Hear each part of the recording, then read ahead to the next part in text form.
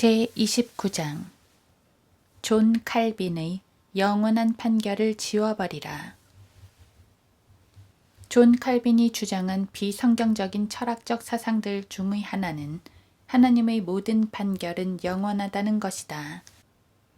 그러나 칼빈 자신이 영원 혹은 영원한 이라는 단어의 뜻도 이해하지 못했기 때문에 모든 칼빈주의자들은 이 사상을 급기야는 시편 2편에 적용하여 하나님께서 창세기 1장 이전에 또 다른 하나님을 낳았다는 비성경적인 교리를 낳기까지 했다.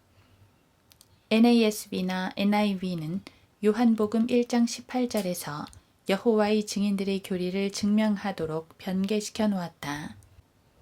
내가 칙령을 선포하리라. 주께서 내게 말씀하시기를 너는 내 아들이라. 오늘 내가 너를 낳았노라. 시편 2편 7절. 칼빈주의자들이 제시하는 이 증명구절은 철학자들이 구미에 맞게 각색하여 해석한 것이다. 오늘이라는 단어가 영원을 의미한다고 주장하며 이 구절을 문맥에서 분리시킨 것이다. 사실 시편 2편 7절은 초림과 사도행전 4장 25, 26절, 재림을 다루고 있다. 시편 2편 6에서 8절. 하나님께서 창세기 1장 이전에 무엇을 행하신 것과는 무관한 것이다.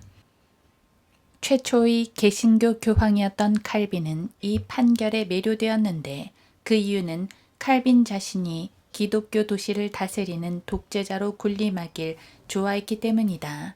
그러나 칼빈은 자신의 성경으로 이 단어를 한 번도 찾아보지 않은 것이 틀림없다. 칙령, 법령 혹은 명령된 뭔가가 60회 이상 나오지만 영원한 판결은 두 번도 되지 않는다. 그렇다면 도대체 어떻게 칼빈은 하나님의 모든 판결은 영원하다는 사상을 형성하게 되었는가? 영원한 판결은 유아 세례나 이단자를 화형시키는 것만큼이나 비성경적이다. 즉, 존 칼빈은 전혀 성경적인 근거가 없는 이러한 사상을 기조로 자신의 신학을 형성한 것이다. 1. 하나님께서 비에 대해 내린 규칙은 욥기 28장 26절, 창세기 2장 5절이 되어서야 비로소 내려졌다. 창세기 이전에는 비가 있지도 않았기 때문이다. 2. 하나님께서 바다와 물들의 경계를 정하심 또한 우주적 홍수가 일어난 뒤에야 내려졌다. 창세기 1장 1에서 3절. 3. 창조와 연관된 법령은 영원이 아니라 창조를 시작하신 후에, 즉 창세기 2장 사전 이전에 이루어졌다. 4. 예레미야 5장 22절과 잠언 8장 29절도 마찬가지다. 바다들도 창세기 1장 9, 10절이 되어서야 한계가 생겼기 때문이다. 나머지 56개의 칙령과 법령들은 모두 사람들이 내린 것으로 창세 전이 아니라 노아의 홍수가 지나고 1000년 이후에 주어진 것들이다. 영원하기는커녕 바벨탑만큼이나 한시적인 것들이었던 것이다. 칼빈은 플라토와 어거스틴의 사상을 따라 택함받은 자들의 선택이 있는가 하면 창세기 1장 이전에 택함받지 못한 자들이 저주받았다는 버림의 판결을 주장했다. 칼빈은 이 선택과 버림의 두 판결이 모두 에베소서 1장 4절에서 일어났다고 주장했다. 칼빈주의의 핵심인 예정론이 바로 영원한 판결이라는 사상에 그 기반을 둔 것이다. 하나님께서 세상의 기초를 놓으시기 이전에 우리로 사랑 안에서 그분 앞에 거룩하고 흠없게 하시려고 그리스도 안에서 우리를 택하시어 에베소서 1장 4절. 그러나 이 구절은 버림의 판결과는 무관하다. 로렌스 M. 벤스의 저서 극단적 칼빈주의의 이해를 공부하면 칼빈주의 5대 강령이 왜 틀렸는지 확실히 알 수 있다. 판결, 작정은 하나님께서 뭔가가 일어날 것이라고 말씀하신다면 그것은 하나님께서 창세기 1장 1절이 일어나기 오래전에 영원에서 판결한 것이므로 반드시 일어날 수밖에 없다는 사상이다. 칼빈주의자들은 디도서 1장 2절과 민수기 23장 19절을 보면 더 확고하게 알 수 있다고 주장한다. 정말 그런가? 물론 아니다. 글자를 읽을 수 있다면 아무도 이런 말을 진리로 받아들이지 않을 것이다. 잘 들어라. 조건들이 동반된 하나님의 판결은 단 하나도 고정되어 있거나 영원하거나 영구적인 것이 없다. 즉 마태복음 23장 37절, 누가복음 9장 42에서 44절, 요한복음 5장 39에서 47절 등과 같이 조건들을 동반하고 있으면 그 말씀들은 유동적인 것이다. 이스라엘에게 주신 약속의 땅에 관한 약속은 창세기 13장 16절, 17절, 15장 18절, 17장 8절 등에서 보듯이 영원한 판결이지만 이스라엘은 그 땅에서 쫓겨났다. 예루살렘이 갈아엎어지고 불타버린 것은 하나님께서 예루살렘이 파괴되도록 판결하셨기 때문이지만 예레미야 16장 1에서 13절, 21장 10절 세상의 기초가 놓이기 이전에 미리 정하셨기 때문은 아니다. 시드키야가 올바른 선택을 했더라면 예루살렘은 파괴되지 않고 보존될 수 있었다. 예레미야 38장 17절. 그렇다. 하나님께서 판결 혹은 작정하신 것이 인간의 의지에 의해 변경되는 일이 자주 있는 것이다. 칼빈주의자에게 이렇게 말하면 아마 기절할지도 모른다. 칼빈주의자에게 성경을 펼쳐서 성경을 제대로 읽지도 못하는 그들이 만일 믿지 않으면 걸려 넘어질 수밖에 없는 성경 구절을 보여주라. 베드로전서 2장 8절. 그럼에도 여전히 자신의 신학을 고치지 않는다면 그들은 신학적인 자살을 하는 것이다. 마태복음 21장 44절. 다음 부분을 우리는 결코 이루어지지 못한 판결들이라고 부른다. 1. 사무엘상 23장 12절. 하나님께서는 말씀하셨다. 그들이 너를 넘겨주리라. 그러나 그들은 다윗을 넘겨주지 않았다. 다윗이 주님의 예언을 망쳤기 때문이다. 그가 크일라를 떠남으로써 하나님의 판결을 뒤집은 것이다. 하나님께서는 크일라 사람들이 그를 넘겨줄 것이라고 말씀하셨다. 그러나 그들은 그렇게 하지 않았다. 그렇게 할 수 있는 기회조차 없었다. 왜냐하면 다윗이 달아났기 때문이다. 독자들 중에 칼빈주의 5대 강령을 믿는 사람이 있다면 나에게 한번 답해보라.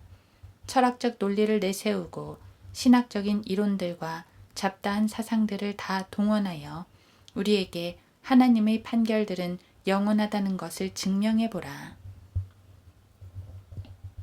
2. 열왕기하 8장 10절. 당신 시리아의 베나닷 왕은 나을 것이다 라고 말했다. 그러나 그는 낫지 않았다. 그는 낫기 전에 살해당했다. 엘리야의 후계자인 엘리사는 하나님께 부름받은 진리를 전하는 선지자였으며 베나닷에게 하나님의 판결을 전달한 것이다. 그러나 불발이었다. 왕께서 확실히 나으시리이다. 그렇게 되지 않았다. 이 말씀은 하사엘이 무엇을 하는가에 조건 지어져 있었다. 인간의 자유의지가 그 판결을 바꾼 것이다. 3. 열왕기상 20장 42절. 하나님께서는 또 다른 베나닷을 완전한 멸망으로 정해놓으셨다. 그러나 주님은 그렇게 하실 수 없었다. 왜냐하면 아합이 그 일을 망쳐버렸기 때문이다. 만약 칼빈의 신학대로 하나님께서 당신을 버림받도록 정하셨다면 당신은 그 정해진 것을 뒤집으면 되는 것이다. 그렇다. 구원받으면 되는 것이다. 4. 신명기 25장 19절. 하나님께서는 아말렉인들을 말살시키기로 작정하셨고 이스라엘을 그 예비된 도구로 삼으셨다. 그러나 하나님의 판결이 이번에도 실패했다. 즉 결코 이루어지지 않은 것이다. 사울은 이 명령에 부분적으로만 순종한 것이다. 사무엘상 15장. 다윗이 마지막 아말렉인을 처리한 것도 아니다. 사무엘하 1장 8에서 16절. 아말렉은 신명기의 이스라엘인들이 팔레스타인 땅에서 쫓겨나고 2000년이 지나서도 멸망하지 않았다. 민수기 24장 20절. 즉 신명기 25장 본문에 어떤 조건들이 명시되어 있지 않았을지라도 그 판결은 조건적이었다. 한 번 더 칼빈주의의 비성경적인 사상을 시험해보기 원하는가? 5. 사무엘상 2장 30절. 하나님께서는 레위의 집이 영원히 그분 앞에서 행할 것이라고 약속하셨다. 민수기 8장 6에서 14절. 엘리는 레위 지파였고 그의 아들들도 마찬가지였다. 그러나 하나님께서는 즉시 엘리야와 그 아버지의 집과 그의 아들들을 모두 끊으셨고 레위 지파가 아닌 사람으로 대체시키셨다. 사무엘. 이 일은 레위를 다른 지파들 가운데서 선정한 후에 일어난 것이다.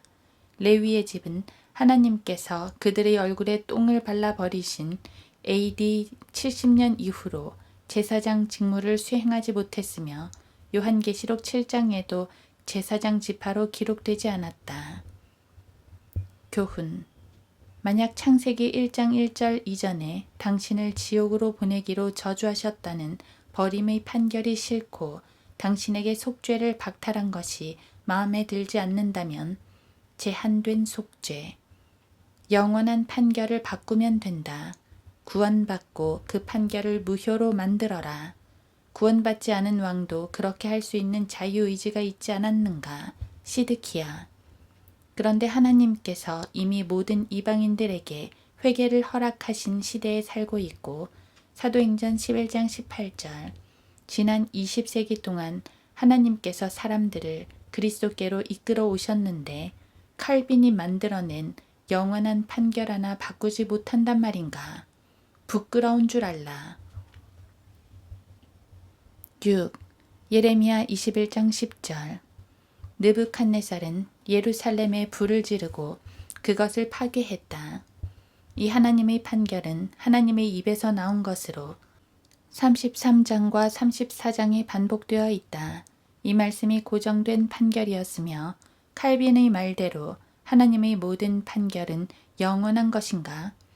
존 칼빈, 댐니, 카이퍼, 하치, 메이첸, 왓필드, 로스, 질핀, 핑크, 마로우 등은 모두 그렇게 믿었다. 그러면 독자들이 말할 것이다. 하나님께서 판결하신 것이 이루어졌잖아요. 그렇다.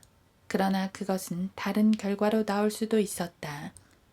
그러면 어떻게 해요? 라고 물을 것이다. 정말 모른다는 말인가? 예레미야 38장 17절에서 동일하신 하나님께서는 동일한 선지자를 통해서 주신 것과 내용이 정반대인 판결을 주셨다. 예루살렘의 구원이냐 혹은 저주냐가 한 사람의 자유의지에 따른 선택에 달려 있었다. 그런데 그는 그릇된 결정을 내렸다. 그는 버림받음의 판결을 뒤집을 수도 있었던 것이다. 그러나 그는 그렇게 하지 않았다. 너희가 섬길 자를 오늘날 너희가 택하라. 여호수아 24장 15절. 내가 얼마나 자주 너희 자녀들을 모으려고 하였더냐. 그러나 너희가 원치 아니하였도다. 마태복음 23장 37절. 내가 이 사람과 함께 가겠느냐 하니 그녀가 말하기를 내가 가겠나이다 하더라. 창세기 24장 58절. 칼빈과 칼빈주의는 신경 쓰지 않아도 된다. 칼빈주의 예정론의 기반인 영원한 판결은 처음부터 비성경적인 사상이었다.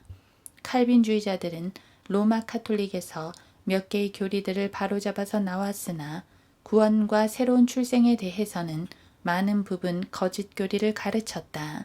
칼빈의 영원한 판결은 독일 제3제국만큼이나 영원한 것이다. 구원과 관련된 하나님의 말씀은 그 자체가 조건적이다. 다음 구절들을 찾아보라. 요한복음 1장 12, 13절, 5장 24절, 3장 36절, 5장 40절, 6장 29절. 당신은 구원받았는가?